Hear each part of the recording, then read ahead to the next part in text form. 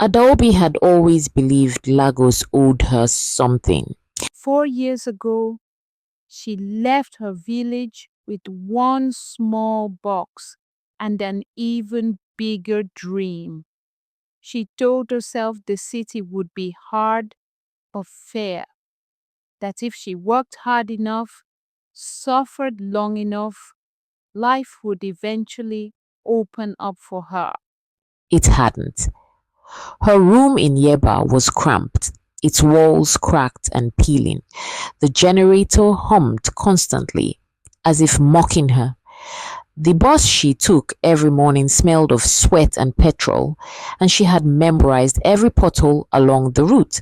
Every month, rent swallowed most of her wages. Every day, her reflection reminded her she hadn't gone anywhere in life. That morning, she woke late after a night of tossing and turning, counting coins she didn't have.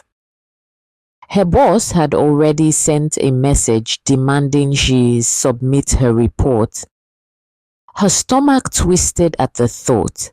She barely had time to drink coffee before stepping into the rain. Lagos streets were flooded, potholes turning into miniature lakes, cars splashing water onto pedestrians without care. Her cheap shoes squelched with every step, her skirt soaked halfway to her knees.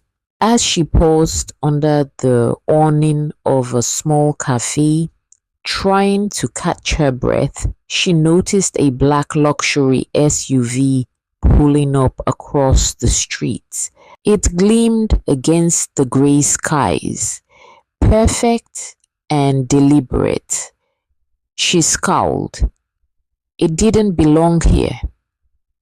Not among these puddles and cracked buildings.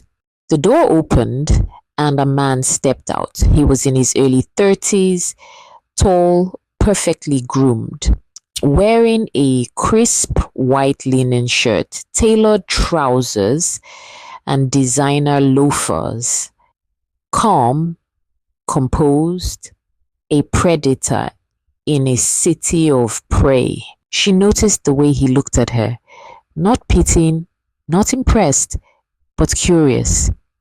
"What are you looking for?" she asked, her voice sharper than she intended. He glanced at the building behind her, then back at her, a faint smile on his lips. "I came to inspect my land." Her chest tightened. "Your land? This house?" he said casually, pointing toward the small building she called home. "And the two beside it. I just bought them. Soon I'll pull them down and build something new. Maybe a lounge." Adobe froze. 4 years of struggle, 4 years of barely scraping by. "And now I live here," she whispered, her voice trembling. "I know," he said simply, almost as if the weight of her words didn't matter. "Change is necessary." Her fists clenched. "You can't just—" He cut her off with a calm gaze. "I can, and I will. Life doesn't wait for anyone." She opened her mouth, wanting to scream, to argue, to beg, but she didn't. She swallowed her fear, swallowed her anger.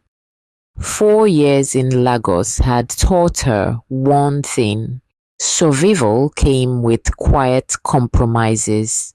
Kene, he introduced himself as Kene, then mentioned a rooftop party in Victoria Island, handing her a black and gold card. Adobe took it, her fingers brushing the embossed letters. Her mind raced. "No, I don't have the clothes, the shoes, the accessories. This is a stranger, a random party. Better to work than go."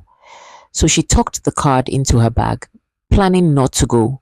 She would continue grinding, continuing her quiet fight for a life that mattered, a life she could control. Then shouting erupted 2 houses down. Curious despite herself, Adaobi followed him through the puddles. A crowd had gathered, fists flying, voices raised. A young boy lay on the ground, dishevelled, his clothes torn, blood dripping from his nose. He was lifeless, beaten by the mob for stealing an iPhone 17. Ken stepped forward calmly. "Enough," he said. The crowd ignored him. Then, slowly, he reached into his car and pulled out thick wads of cash. He handed the phone's owner money to buy a new one and pressed some into the thief's trembling hand. The crowd froze, shocked. Adaobi's mouth went dry.